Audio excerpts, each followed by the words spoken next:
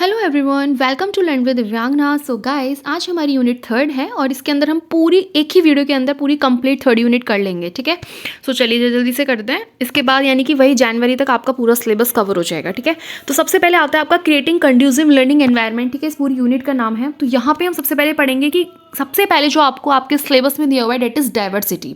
Diversity यानी कि विविधता की जो अवधारणा है, विविधता, वो हमको यहाँ पे बेसिकली जाननी है। तो देखो, डाइवर्सिटी का आप समझ रहे हो मतलब, डाइवर्सिटी मतलब होता है कि जो इंसान के अंदर जो अलग अलग बेसिस पर जो बेसिकली डिफरेंसेस होते हैं, जो उनके अंदर भिन्नता होती है, उनकी पहचान अलग होती है।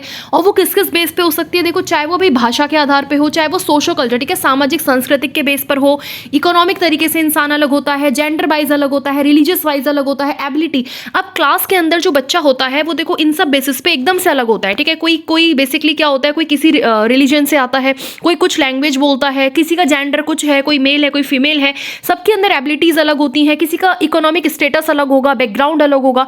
तो ये सब क्या है? ये ही सब आपकी बेसिकली डाइवर्सिटी होती है। ठीक है, चलिए आगे बढ़ते हैं। अब कॉन्सेप्ट ऑफ डिसेबिलिटी, इसके अंदर सेकंड पार्ट आता है डिसेबिलिटी का, यानी कि सक्षमता बोल सकते हो, और कहीं कहीं पे आप इसको बेसिकली देखते हो कि विकलांगता के तरीके से भी आपको लिखा जाता है। तो यानी कि जो एक तरीके से डिसेबल है ना, यानी कि किसी कार्य को करने में किसी इंसान को जो डिफिकल्टी फेस होती है, चाहे वो किसी भी लेवल पे हो, उसको यहाँ पे बोला जाता है। तो यहाँ पे आप ऐसे कह सकते हो कि एक तरीके से पार्टिसिपेशन, जो वो किसी भी चीज़ के अंदर पार्टिसिपेट करते हैं, उसको वो चीज़ थोड़ी सी एक रोकती है, उसको रेस्ट्रिक्ट करती है। ठीक है, इस तरीके से एक्टिविटी उनका लिमिटेशन हो जाता है। अगर वो किसी भी एक्टिविटी को कर रहे हैं, वो basically day to day life activities को कर रहे हैं, तो उसके अंदर उनको थोड़ी सी प्रॉब्लम आती है, या फिर आप उसको एक इम्पेयरमेंट भी कह देते हो। अच्छा, अब इसके अंदर ना 2 आर्टिकल्स दिए हुए हैं। ठीक है, इसको आप लोग देखेंगे। अच्छा, ये थोड़ा सा हाइड हो गया है। तो आर्टिकल में ना एक UNCRPW यानी कि UN convention on the rights of PWD के लिए है, एक आर्टिकल 3 आता है, एक आर्टिकल 5 आता है। ये बेसिकली 13 दिसंबर 2006 में, ठीक है, इसको लाया गया, और 3 मई 2000, ठीक है, इसके अंदर क्या हुआ, ये 8 को मैं बता रही हूँ आपको, ये बेसिकली पूरे इंटरनेशनल तरीके से इस कानून को लागू कर दिया गया। ठीक है, अब इसके अंदर क्या आता है, जो आर्टिकल 3 है, इसके अंदर जो बात करी गई है वो करी गई है कि भाई जो इंसान की जो गरिमा है, बेसिकली जो PWD जो लोग हैं, ठीक है, जो PWD कैटेगरी के अंदर आते हैं, जो फिजिकली डिसेबल हैं, उनके लिए आर्टिकल्स है। तो यहाँ पे उनकी गरिमा की बेसिकली सुरक्षा करनी है, उनको उनकी हर एक चीज के अंदर एक सक्रिय, मतलब वो एक्टिव होनी चाहिए, उनकी पार्टिसिपेशन होना चाहिए, एक्टिव पार्टिसिपेशन होना चाहिए, समावेश तरीके से इंक्लूसिव उनके लिए होना चाहिए सारी चीजें। ठीक है, तो ये सब चीजें आर्टिकल 3 के अंदर है। और आर्टिकल 5 के अंदर आता है कि विकलांगता के अंदर क्या होना चाहिए, कि जो भी लोग विकलांग है उनको समानता हो, उनके साथ कोई भी भेदभाव ना हो। तो ये इस चीज के रिगार्डिंग था आर्टिकल 5। ठीक है, चलो आगे बढ़ते हैं। अब ICF 2021 यानी कि international classification of functioning disability and health, इसके अंदर क्या आया, ये भी एक चीज देख लेना बस थोड़ा सा, अगर आपको पूछ ले कि किस ईयर में, तो ICF 2021 का है ये। ठीक है, तो ये सारी चीजें इन्हीं के लिए हैं, डिसेबल्स लोगों के लिए, जो मतलब उनकी हेल्थ वगैरह को लेके, उनके राइट्स को लेके, ये सब। अब आता है मॉडल ऑफ डिसेबिलिटी। देखो, इसके अंदर 2 मॉडल है डिसेबिलिटी के, एक है आपका मेडिकल और दूसरा है आपका सोशल। मेडिकल यानी कि चिकित्सा मॉडल, और दूसरा आपका सामाजिक। तो मेडिकल के अंदर जो भी हेल्थ कंडीशन होंगी मेडिकल के अंदर आएंगी, जो भी प्रॉब्लम्स है इंडिविजुअल की वो आएंगी, जो भी मान लीजिए ट्रेजेडी वगैरह होती है, ठीक है, त्रासदी, वो आती है, एबनॉर्मल है वो इसके अंदर आता है, या वो जो भी लिमिटेशंस है किसी इंसान के अंदर की, इसी चीज की, मतलब एक सीमा होती है हर चीज की, तो वो सारी की सारी चीजें आपकी मेडिकल के अंदर आ जाती हैं। और सामाजिक में जो भी बदलाव, लाइक चेंजेस के अकॉर्डिंग, जो भी एनवायरमेंट के अकॉर्डिंग चेंजेस है वो इसके अंदर आते हैं। साथ में इंपेयरमेंट और जो इंटरेक्शन होता है एनवायरमेंट का, वो सोशल के अंदर आता है। और साथ में जो सोशली कंस्ट्रक्टेड, सामाजिक रूप से निर्मित चीजें भी आपकी इसके अंदर आ जाती हैं। ठीक है, अब बात करते हैं implications of disability as a social construct. ठीक है, ये आपका एक और टॉपिक दिया हुआ है नेक्स्ट। तो इसमें क्या होता है, हमें अब हम एक सामाजिक तौर तरीके से देखेंगे, यानी कि सामाजिक निर्माण के रूप में विकलांगता के क्या क्या चीजें हैं। ठीक है, तो अब इसमें क्या आता है, सबसे पहले आता है कि लैक ऑफ सोशल इंफ्रास्ट्रक्चर। ठीक है, यानी कि सामाजिक बुनियादी ढांचे की कमी हो जाना। दूसरा मेंटल डिस्टर्बेंस है, इसके अंदर आती है हेल्पलेसनेस। जैसे मान लीजिए भाई, हम लोग सपोज कोई भी कैसा है जिसके सपोज पैर में कोई दिक्कत है और वो यहाँ से यहाँ तक चल नहीं पा रहा, ठीक है, तो वो उस केस में कैसा फील करते हैं, हेल्पलेसनेस, फिर किसी और की हेल्प उनको चाहिए होती है, फील ऑफ एक्सक्लूजन। ठीक है, अब आता है इसमें एक कुछ डिसेबिलिटीज एक्ट आए हुए हैं, जैसे PWD एक्ट जो कि 1995 में आया था। तो इसका आप लोग देखेंगे, इसमें है कि proclamation on full participation and equality of the people with disabilities in Asian Pacific regions. ठीक है, इसको आप लोग समझ लेना, इस एक्ट के अंदर ये वाली बात कही गई है। और दूसरा पर्सन्स विद डिसेबिलिटी। अब वो डिसेबिलिटीज क्या है, ये बोला गया है कि मतलब अगर 40% से कम नहीं होना चाहिए कोई भी डिसेबिलिटी, और दूसरा वो एक मेडिकल तरीके से मेडिकल अथॉरिटी के थ्रू बेसिकली सर्टिफाइड होना चाहिए, ठीक है। अब वो डिसेबिलिटीज के अंदर बहुत सी डिसेबिलिटीज हो सकती है, जैसे मान लीजिए लो विजन है, ठीक है, कम दृष्टि है, कोई अंधा है, ब्लाइंडनेस है, ठीक है, किसी को मान लीजिए सुनने में दिक्कत है, हेयरिंग इम्पेयरमेंट है, किसी को मेंटल रिटार्डेशन है, ठीक है, मानसिक तरीके से जो दिक्कतें होती है, मंदता होती है, किस तरीके से मान लीजिए मेंटल इलनेस है, कोई लोकोमोटर डिसेबिलिटीज है जहाँ पे आप अपनी स्किल्स का यूज नहीं कर पाते हो ना, ग्रॉस मोटर स्किल्स इस तरह का, इस तरीके से मान लीजिए सेरिब्रल पैल्सी है, या फिर जो लिपोक्रेसी होती है, ठीक है, लिप्रोसी, तो यानी कि जो कुष्ठ रोग इसको हम बोलते हैं, ठीक है, लिप्रोसी। तो इस तरीके की कुछ कुछ चीजें हैं, ठीक है, जो इसके अंदर आपकी आती हैं डिसेबिलिटीज के अंदर। अब एक उसके बाद आया नेशनल पॉलिसी चलाई गई पर्सन्स के लिए जो डिसेबिलिटी 2026 के अंदर। यहाँ पे क्या था, जो चलाई गई थी बेसिकली इन लोगों के लिए जो भी जो लाइक डिसेबल्स पर्सन्स हैं उनको एम्पावरमेंट देने के लिए, उनको सशक्त बनाने के लिए, और दूसरा इसलिए चलाया गया कि भैया उसके अंदर क्या करना है कि जो भी आप पाठ्यक्रम रखोगे, जो भी आप करिकुलम रखोगे, उसके अंदर आपको बेसिकली ऐसे अध्ययन को भी उनको अध्ययन कराना है, उनके अंदर आप प्रशिक्षण कार्यक्रम को भी शामिल करोगे और उनको उस तरह की स्टडी भी आप लोग कराओगे, यानी कि उनके लिए जो जो चीजें अनिवार्य है वो सब चीजों के अंदर आप इंक्लूड करोगे। तो एक तरीके से उनके लिए एक नेशनल पॉलिसी चलाई गई थी 2006 में। उसके बाद RPWD एक्ट 2016, यानी कि right of person with disabilities act, ठीक है। अब यहाँ पे उनके राइट्स के लिए जैसे क्या होता है, सबसे पहले तो इस एक्ट ने जो PWD 1995 का था उसको रिप्लेस करा। दूसरा ये एक डायनेमिक कंसेप्ट है, ये नहीं कि स्टैटिक है, नहीं, डायनेमिक तरीके से है, ठीक है। और उसके बाद इसके अंदर क्या करा, इसके अंदर 21 डिसेबिलिटीज को शामिल करा गया, और जो सारी की सारी डिसेबिलिटीज हैं वो सेंट्रल गवर्नमेंट के अंदर पावर है कि वो जो चाहे और भी ज्यादा डिसेबिलिटीज को उसके अंदर बेसिकली ऐड कर सकती है ना। तो इसमें क्या करा गया, देखो सबसे पहले जैसे मान लीजिए ब्लाइंडनेस है, लो विजन है, ड्वार्फिज्म है, ठीक है, लेप्रोसी है, हेयरिंग इंपेयरमेंट है, लोकोमोटर है, सेरिब्रल पाल्सी है, मेंटल इलनेस है, इंटेलेक्चुअल है, ऑटिज्म है, मस्कुलर है, ठीक है, क्रोनिक न्यूरोलॉजिकल कंडीशंस है, स्पेसिफिक लर्निंग डिसेबिलिटीज है, मल्टी है, उसके बाद स्पीच एंड लैंग्वेज डिसेबिलिटीज हैं, ठीक है, एसिड अटैक है, सिकल सेल डिसीजेज है, हेमोफीलिया है, ये सब एक बार आप सब चीजें देख लें। टोटल 21 डिसीजेस को इसमें शामिल करा गया है। चलिए आगे हम लोग बढ़ते हैं और इसकी जो PDF है टेलीग्राम पे आपको मिल जाएगी। नेक्स्ट आता है इंक्लूसिव एजुकेशन, यानी कि समावेशी शिक्षा। तो समावेशी शिक्षा क्या होती है, इंक्लूसिव का मतलब होता है कि जब हम बच्चे को एक मतलब इक्वल तरीके से हम जब शिक्षा दें, ठीक है, बिना किसी भेदभाव के, चाहे वो एबल बच्चा है चाहे वो डिसेबल बच्चा है, सबको एक तरीके से बिल्कुल समान रूप से हम सारी चीजें उसमें प्रोवाइड कराते हैं। तो यहाँ पे इक्वल अपॉर्चुनिटीज मिलती है, इक्विटी मतलब समानता और समान अवसर यहाँ पे दिए जाते हैं। यहाँ पे मल्टीलिंगुअलिज्म का आप यूज करोगे कि बच्चा अलग अलग यहाँ पे बैकग्राउंड से आ रहा है, अलग अलग उसको दिक्कतें हो सकती हैं, ठीक है। इस तरीके से शेयरिंग ऑफ रिस्पॉन्सिबिलिटीज को, जिम्मेदारियों को हम यहाँ पे साझा करते हैं, एक उनको एडिशनल सपोर्ट देते हैं, जिसको जरूरत है सपोर्ट की उनको एक्स्ट्रा सपोर्ट दिया जाता है। तो यहाँ पे इंक्लूसिव एजुकेशन है। इसमें क्या होता है, वेल कंस्ट्रक्टेड एक अच्छे से एजुकेशन प्लान बनाया जाता है, एक स्पेसिफिक पैडागोजिकल स्ट्रैटेजीज का आप लोग यूज करते हो, ठीक है। बच्चों के अंदर क्या होता है ना, एक भिन्नता होती है हर इंसान की अलग अलग, तो उनके अकॉर्डिंग आप उसको बेसिकली वर्क करोगे, ठीक है। व्यक्तिगत भिन्नता के प्रति संवेदनशीलता यहाँ पे होती है। मॉडिफिकेशंस होते हैं, जो टीचिंग लर्निंग स्ट्रैटेजीज हैं उसके अंदर आप लोग उसको मॉडिफाई करोगे। अगर आपको दिख रहा है कि बच्चे को नई चीजें समझ आ रही है तो उसके अकॉर्डिंग आप अपनी टीचिंग स्किल्स को और ज्यादा मॉडिफाई करोगे, उसको और ज्यादा आप लोग सुधारोगे। इस तरीके से कम्युनिटी सपोर्ट मिलता है। यहाँ पे प्रोफेशनल कॉम्पिटेंसीज जो होती है टीचर की उसको इंप्रूव किया जाता है। जो नॉलेज है about family and social environment वो सब इसके अंदर आ जाती है। इंप्लीकेशंस फॉर वेरियस बहुत सारे जो डिसेबिलिटीज हैं, यानी कि विभिन्न प्रकार की जो अक्षमता जो असक्षमताएं हैं उनके लिए निहितार्थ किया जाता है, यानी कि इंप्लीकेशंस होते हैं चीजों के लिए, ठीक है। इसके बाद और क्या है, like development of collaborative frameworks, ठीक है। यहाँ पे इन सब चीजों के लिए भी करा जाता है, यानी कि एक तरीके से कोलैबोरेटिव यहाँ पे सहयोगी ढांचे का विकास होता है कि बच्चे जो होते हैं एक तरीके से कोलैबोरेट तरीके से वर्क करते हैं, तो वहां पे उस तरह का भी क्या होता है, विकास होता है। ये सारी चीजें आ गई। इसके बाद आपका नेक्स्ट आता है that is components of inclusive classroom, ठीक है। अब इसे कुछ कंपोनेंट्स क्या होते हैं, ठीक है, हम इस पे देखते हैं। तो कंपोनेंट्स ये होते हैं भी, सबसे पहले तो एक क्लासरूम सिटिंग अरेंजमेंट, ठीक है। ये चीज आ जाती है कि भैया जो सिटिंग अरेंजमेंट है क्लासरूम का कैसा है। मान लीजिए कोई बच्चा असक्षम है, डिसेबल है, तो उसको आप लोग थोड़ा सा आगे बिठाइए, उसकी सिटिंग अरेंजमेंट थोड़ी सी आगे कर दीजिए, है ना। अगर किसी को देखने में कोई समस्या है, सुनने में, तो उस हिसाब से आप लोग अपना सिटिंग अरेंजमेंट कीजिए।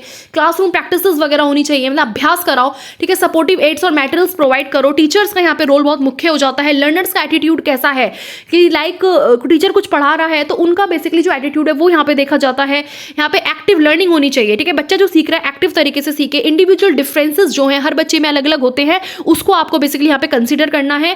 जो भी एक्सपेक्टेशंस है करिकुलम की उसको आपको फुलफिल करना है। अलग अलग अपॉर्चुनिटीज आपको बच्चे को प्रोवाइड करनी है ताकि उनका एक पूर्ण तरीके से डेवलपमेंट हो सके। उनको लॉट्स ऑफ अलग अलग चॉइसेस एंड टाइम, मतलब ये सब चीजें भी उनको बेसिकली यहाँ पे प्रोवाइड करना है। तो ये सब चीज आ जाती है। इसके बाद आगे बढ़ते हैं कि models of inclusive education for children, ठीक है। अब यहाँ पे कुछ डिसेबिलिटीज के लिए मॉडल्स बनाए गए। सबसे पहले मॉडल है फुल इंक्लूजन का, यानी कि पूर्ण तरीके से समावेशन होगा, ठीक है। दूसरा होगा model model of partial inclusion. पूर्ण वाले के अंदर क्या होगा, हर बच्चा एक तरीके से यहाँ पे बेसिकली पढ़ रहा है, ठीक है, कोई दिक्कत वाली बात नहीं है, फुल इंक्लूजन है। अच्छा, इम्पार्शियल इंक्लूजन के अंदर क्या हो गया कि मान लीजिए जैसे किसी बच्चे को किसी पर्टिकुलर बच्चे को कोई जो विशिष्ट तरीके का बच्चा है स्पेसिफिक, उसको किसी स्पेसिफिक टीचर की जरूरत है, तो वहां पे उस बच्चे के लिए वो चीज यहाँ पे बेसिकली प्रोवाइड करी जा रही है। और उसके बाद तीसरा आता है लाइक क्रिएटिंग, आप एक इंक्लूसिव स्कूल बना दे रहे हो, है ना, तो वहां पे क्या होता है, वहां पे हर तरीके का बच्चा हर तरीके से अच्छे से बेसिकली पढ़ेगा। यहाँ पे कोई भी आपका भेदभाव नहीं है, इंक्लूसिव स्कूल की तरीके से। उसके बाद आता है चैलेंजेस क्या होते हैं इंक्लूजन के अंदर, कुछ चुनौतियां हैं। जैसे सबसे पहले आता है एकेडमिक रेडीनेस हो गया, ठीक है, इस तरीके से फिजिकल रेडीनेस है, मतलब भाई इंक्लूजन के अंदर अब है किसी बच्चे को मान लीजिए एकेडमिक तरीके से कोई तैयारी, आपको एकेडमिक रेडीनेस पूरी होनी चाहिए, आपकी फिजिकल होनी चाहिए कि किस तरह का बच्चा आ रहा है, किस बैकग्राउंड से, उसको किस तरह की डिसेबिलिटी है, उसके अकॉर्डिंग होना चाहिए। इन्फॉर्मेशन बैरियर जो आ जाते हैं ये सब यहाँ पे देखा जाता है, ठीक है, कोई इन्फॉर्मेशन बैरियर ना हो, फिजिकल बैरियर ना हो, साइकोलॉजिकल बैरियर्स ना हो, एजुकेशन प्रोसेस पे ध्यान दिया जाता है, कम्युनिकेशन पे ध्यान दिया जाता है, ट्रेन टीचर्स जो हैं, ठीक है, संचार प्रशिक्षक शिक्षक पे ध्यान दिया जाता है, जो टीचर्स हो वो विशिष्ट बच्चे को बेसिकली ट्रेन टीचर्स की नीड होती है, कोई नॉर्मल टीचर उनको नहीं पढ़ा पाएगा। अगर मान लीजिए कोई बच्चा है जिसको मान लीजिए देखने में प्रॉब्लम है, ठीक है, वो ब्लाइंड है, तो उसको कौन पढ़ाएगा भाई, उसको नॉर्मल टीचर नहीं पढ़ा सकता, जिसको जो वो उस चीज में जो ट्रेंड है वही टीचर उसको पढ़ा पाएगा। इस तरीके से इमोशनल रेडीनेस होना चाहिए, एटीट्यूडनल बैरियर्स, तो ये सब चीजों का यहाँ पे विशेष ध्यान रखा जाता है। इसके बाद आता है types of disabilities, their identification and interventions, ठीक है, ये वाला पार्ट पढ़ते हैं। तो यहाँ पे सॉरी आपको मैं जल्दी बोल रही हूँ बहुत तेज़ी के साथ, क्योंकि बहुत कम टाइम है, ठीक है, इन 4-5 दिन के अंदर सारी चीज़ें कवर भी करनी है, और फिर आप लोग अपना बस जो भी है रिवीजन क्वेश्चंस की बस प्रैक्टिस करते रहो जहाँ से भी आप लोगों को मिलेगा, ठीक है। चलो उसके बाद आता है कि सबसे पहले जैसे कि मान लीजिए डिसलेक्सिया के अंदर क्या होता है, ये एक पठन विकार है, यानी कि रीडिंग डिसऑर्डर है, जहाँ पे बच्चे को पढ़ने में, समझने में, बेसिकली स्पेलिंग पढ़ने में, कोई भी चीज़ को पढ़ने में बच्चे को बेसिकली दिक्कत होती है। यहाँ पे बच्चा सेम शेप्स और साउंड जो होते हैं अल्फाबेट्स, इसके अंदर थोड़ा कंफ्यूज रहता है, तो ये सब चीज़ें, ठीक है, ध्यान रखना। कैलकुलिया यानी कि ये बेसिकली जैसे कैलकुलेट, ठीक है, तो बेसिकली मैथ से रिलेट हो गया, आप उसको समझ जाना कि एक मैथमेटिकल डिसेबिलिटी है। इसके बाद आता है आपका ग्राफिया मतलब लिखने से होता है, ठीक है, ग्राफिया जो है वो लिखने वाली डिसेबिलिटीज है। उसके बाद आती है डिस्प्रेक्सिया, जहाँ पे मोटर स्किल डिसऑर्डर्स है, जैसे होता है ना आपकी मोटर स्किल्स हैं, लाइक ग्रॉस है, फाइन है, तो यहाँ पे बच्चे को दिक्कत आती है, ठीक है। फेजिया के अंदर एक कम्युनिकेशन है, बोलने में, किसी से कम्युनिकेट करने में, या फिर जो समझने में, जो रिटन और जो स्पोकन लैंग्वेज उसको समझने में, तो ये सब एक डिस्फेजिया में आता है। ADHD attention deficit hyper activity disorder, ये एक बिहेवियरल डिसऑर्डर है। यहाँ पे अलग अलग टाइप का लाइक जो बिहेवियर रहता है, तो इस तरह का इसको माना जाता है। ADHD के अंदर, ASD के अंदर जो होता है ये एक न्यूरोलॉजिकल और डेवलपमेंटल डिसऑर्डर है, ठीक है। इसके अंदर लाइक जो जब बच्चा सोशल इंटरेक्शन करता है, फेशियल एक्सप्रेशंस, ये सब चीजें यहाँ पे थोड़ी सी उसको चैलेंजेस आते हैं करने में, स्पीच है, नॉन वर्बल कम्युनिकेशन है, ये सब चीजें होती हैं, ठीक है।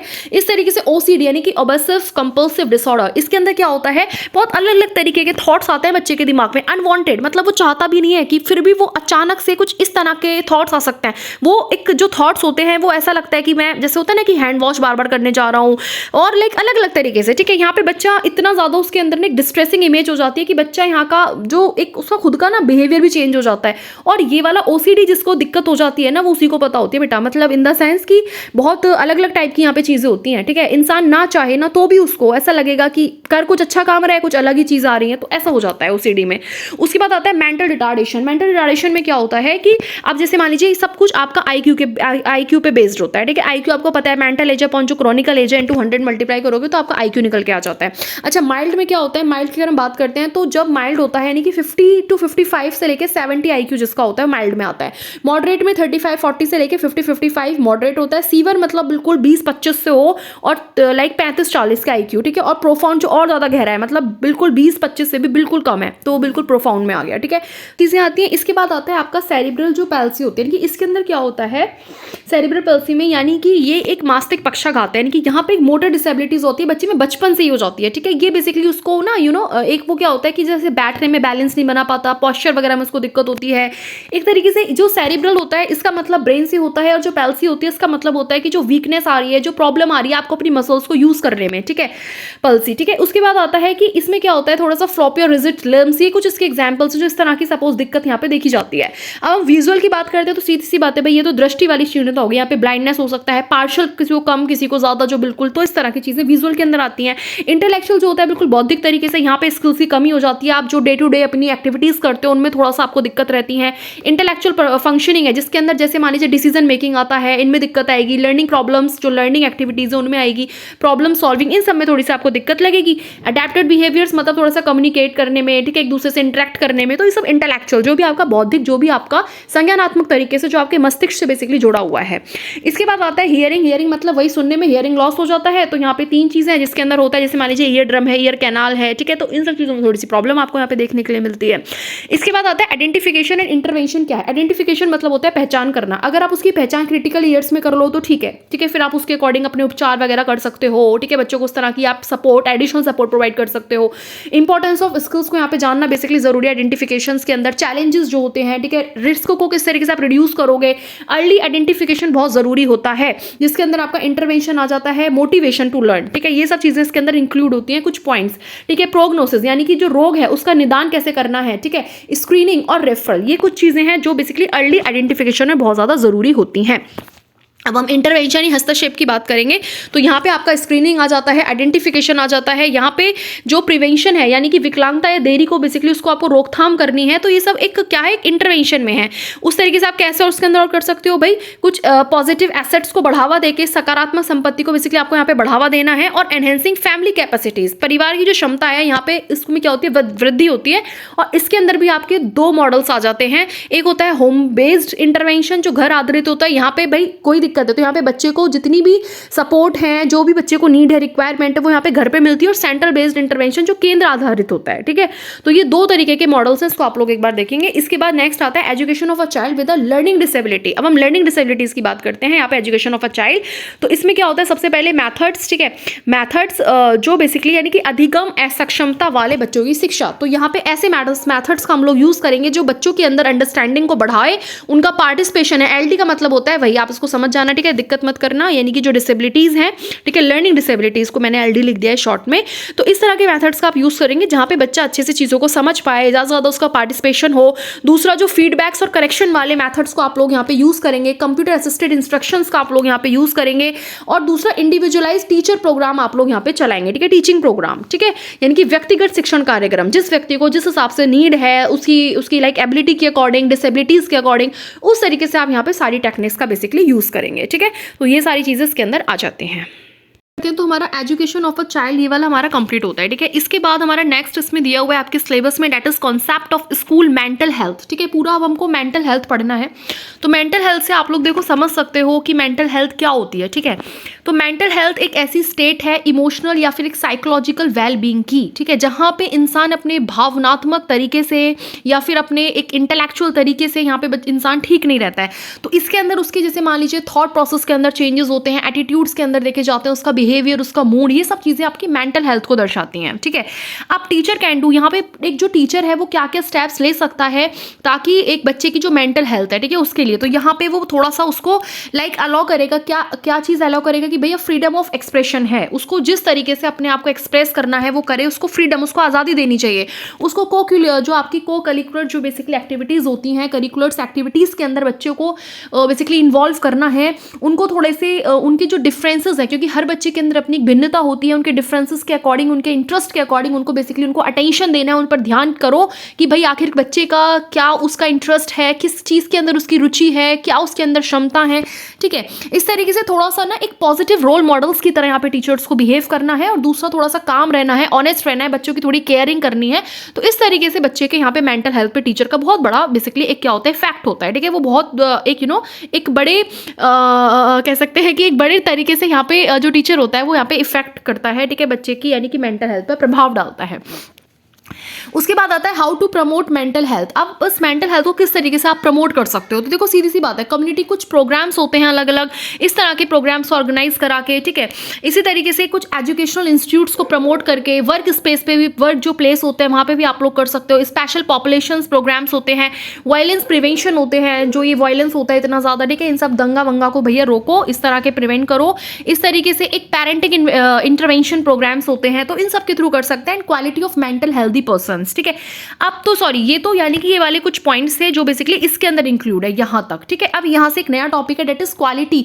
एक मेंटल, जो इंसान एक मेंटली हेल्दी होता है उसके अंदर क्या क्या क्वालिटीज होती हैं भाई? वो अपना सेल्फ असेसमेंट कर सकता है, स्वयं मूल्यांकन कर सकता है, उसकी जो थिंकिंग है वो क्रिटिकल होगी, वो डिसीजन मेकिंग कर सकता है, ठीक है। वो इमोशनल मेच्योरिटी होती है, प्रॉब्लम सॉल्विंग होता है उसके अंदर, सेल्फ कॉन्फिडेंस होता है उसके अंदर, एक्सेप्टेंस होता है, जो एक वास्तविकता है उसको स्वीकार करता है वो, ठीक है। जो एक मेंटली हेल्दी बच्चा होगा, ठीक है, या इंसान होगा कोई भी। और ऐसा नहीं है कि जो मैंने सिर्फ इस नोट्स के अंदर लिखे हैं सिर्फ यही पॉइंट्स है, आपके दिमाग से आपके अंदर और भी कुछ जो भी पॉइंट्स आ रहे हो वो सब इसके अंदर इंक्लूड कर सकते हो, ठीक है। ये नहीं कि जब ये जितना लिखा है बस उतना ही है, नहीं। ये तो जो पैडागॉजी होती है ना, ये बिल्कुल अपने आप में एक वास्ट है, ठीक है। जितना डीप में घुसोगे उतने अलग अलग पॉइंट्स आपको आते रहेंगे। इस तरीके से रोल क्या है स्कूल का, मैंने फॉर प्रिवेंशन मेंटल इलनेस को प्रिवेंट करने के लिए, तो भाई सबसे पहले साइको जो फिजिकल एक्टिविटीज हैं, क्वालिटीज हैं, उनको बेसिकली डेवलप करना है। यहाँ पे इंसान को इमोशनली तरीके से स्ट्रांग बनाना है, उनका प्रॉपर एडजस्टमेंट करना है, उनकी जो भी मेंटल लाइफ वाली प्रॉब्लम है उनको बेसिकली उन पर वर्क करना है, उनके अंदर एक बैलेंस अपॉर्चुनिटी बना के चलना है, ठीक है। वैल्यू एजुकेशन दो, सेक्स एजुकेशन दो, डिसिप्लिन एजुकेशन हो, टीचर एंड पेरेंट्स का रिलेशनशिप, इस पर भी बेसिकली ध्यान यहाँ पे देना है कि टीचर्स और पेरेंट्स के बीच में एक पॉजिटिव रिलेशनशिप्स हो। सॉरी।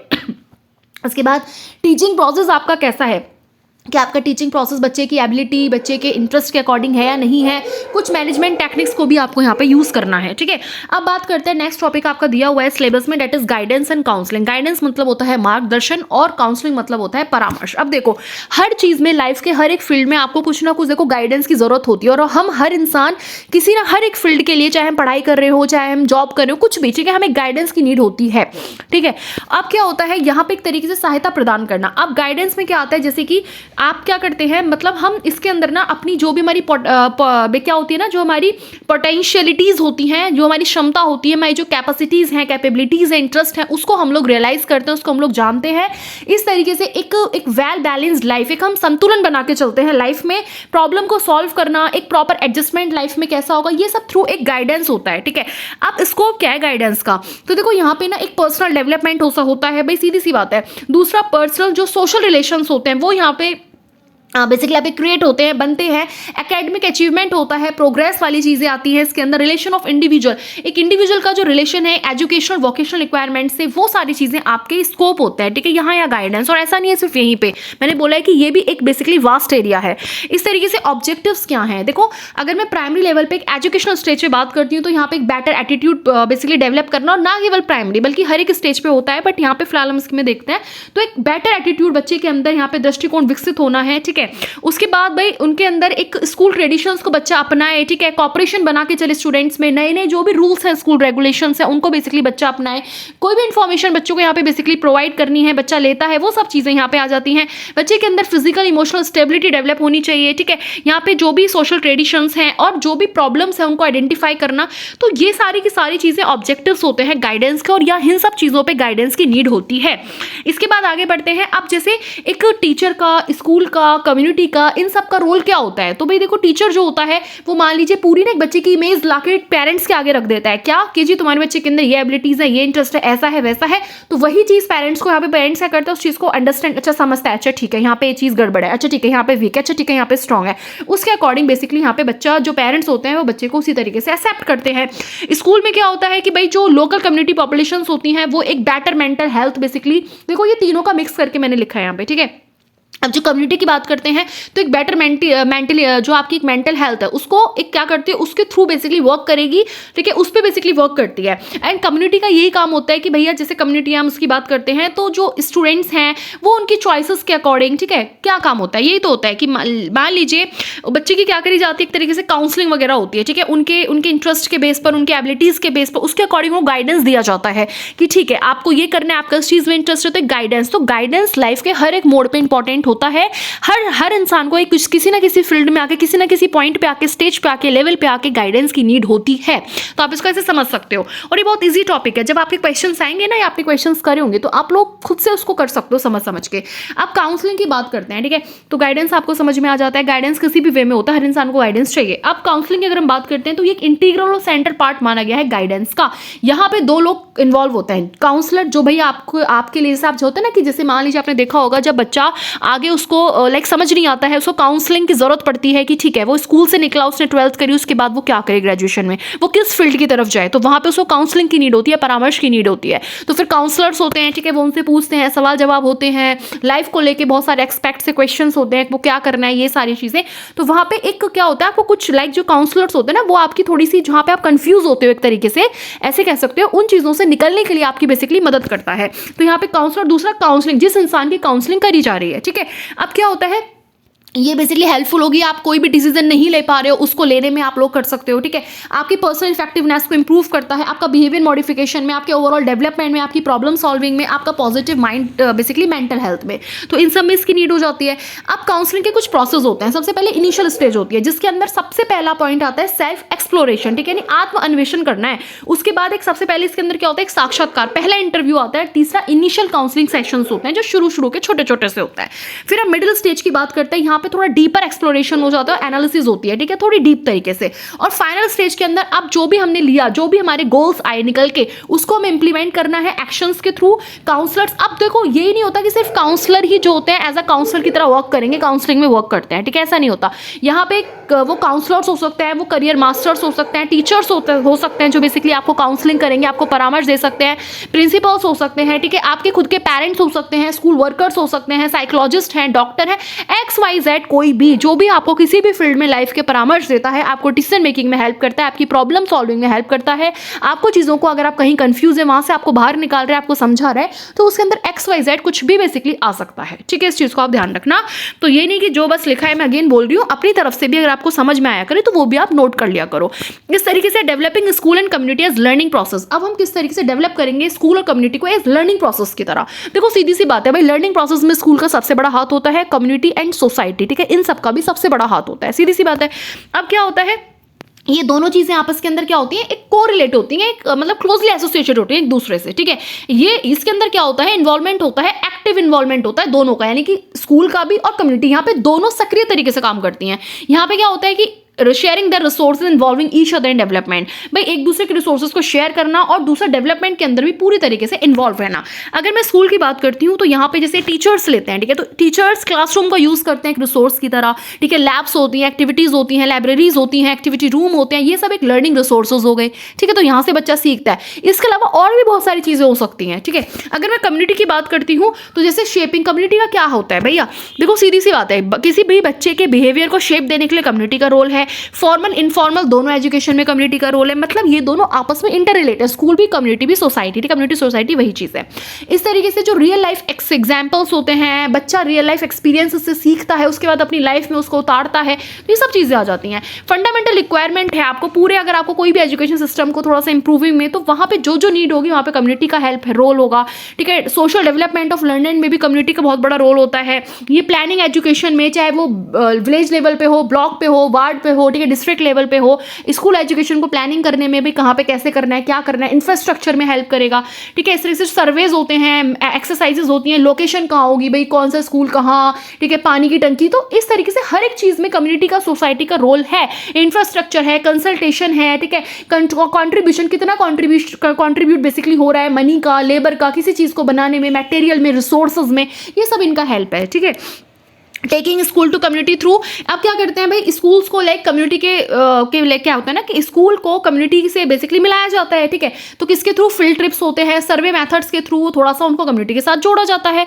फिर इसके अंदर क्या होता है, जैसे मान लीजिए अलग अलग होता है ना कि चीफ गेस्ट आ रहे हैं, है ना, स्कूल में कोई फंक्शन है, प्रोग्राम है, तो उसमें क्या होता है, कम्युनिटी मेंबर्स होता है वो एक ह्यूमन रिसोर्स की तरह काम करते हैं। कोई डॉक्टर आ रहा है, ठीक है, तो वहाँ पे बच्चों को बता रहा है अलग चीज़ों के बारे में, उनसे बच्चों को सीखने के लिए मिल रहा है। कोई म्यूजिशियन आ रहा है, ठीक है, कोई मान लीजिए यस कोई म्यूजिशियन आ रहे हैं, कोई सिंगर्स आ रहे हैं, कोई डांसर है, कोई कुछ है, कोई भी आपका मान लीजिए XYZ आपका कोई भी रोल मॉडल आ रहा है, तो वहां से बच्चा सीख रहा है, ठीक है, कुछ चीज मोटिवेट हो रहा है, तो ये सब लर्निंग प्रोसेस में हेल्प होते हैं। इस तरीके से अलग अलग इंसेंटिव्स हैं, attendance like parents teacher meetings है, कितना पेरेंट्स का इन्वॉल्वमेंट है, कितना टीचर्स का है, कितना बच्चा आ रहा है, तो ये सब चीजों के अंदर उनको मॉनिटर करना है, क्लासरूम को ऑब्जर्व करना, फीडबैक वगैरह भाई क्या रहेगा, ये सब चीजें हैं। ड्रॉप आउट जो केसेस होते हैं उनको इंप्रूव करना, भाई जो लोग छोड़ के चले जाते हैं, तो एक तरीके से क्या होता है ना कि आपको ड्रॉप आउट केसेस को कम करना है, ठीक है। ठीक है। तो मतलब ज़्यादा से ज़्यादा एनरोलमेंट हो, वो बच्चों को मोटिवेट करते हैं, जाओ उनको इंसिस्ट, मतलब इस तरह की चीज़ों एक तरीके से मॉनिटर करना होता है, इंप्रूव करना होता है ड्रॉप आउट केसेस को।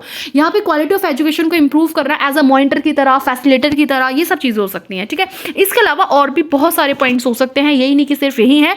तो जो भी आपके दिमाग में आ रहा हो आप लोग लिख सकते हो। तो ओवरऑल एक तरीके से ये जो पूरा यूनिट 3 है, एक तरीके से नहीं, मतलब कहने का मतलब है कि जो जो पॉइंट्स आपको आपके सिलेबस में दिए हुए सब मैंने सारे के सारे पॉइंट्स को इंक्लूड करके आपको सब करवा दिया है। तो एक तरीके से आपकी सारी चीज़ें आपकी समझ पे बेस करती हैं कि आप क्वेश्चन को वहाँ पे कितना समझ के और क्या उसमें करके आते हो, ठीक है। तो चलिए, सो ये था, एंड ये TY means thank you so much, और ऐसे ही हमेशा हंसते रहें, मुस्कुराते रहें, ठीक है, खुश रहें, आबाद रहें। सो जय हिंद, जय Bharat, and thank you so much, and happy Republic Day to all of you. Thank you, thank you, thank you so much. तो यूनिट 3 आपकी कवर हो गई, और अब मैं इसी तरीके से 2 दिन के गैप में, मैंने कि वही मेरा पूरा टारगेट जनवरी तक का ही था। सो अब मैं क्या करूंगी, यूनिट 4 भी आपकी ऐसी अपलोड कर दूंगी, यूनिट 5 भी, ठीक है, ओवरऑल कंप्लीट। एंड यूनिट 2 के 1-2 जो टॉपिक्स रह रहे हैं वो तो खैर मैं आपको कल ही सुबह ही कर दूंगी, ठीक है, मतलब बस कल ही हो जाएगा वो सब। So thank you so much, wish you all the very best. And इसकी जो PDF है वो मैं टेलीग्राम पे सेंड कर दूंगी। So okay, thank you so much.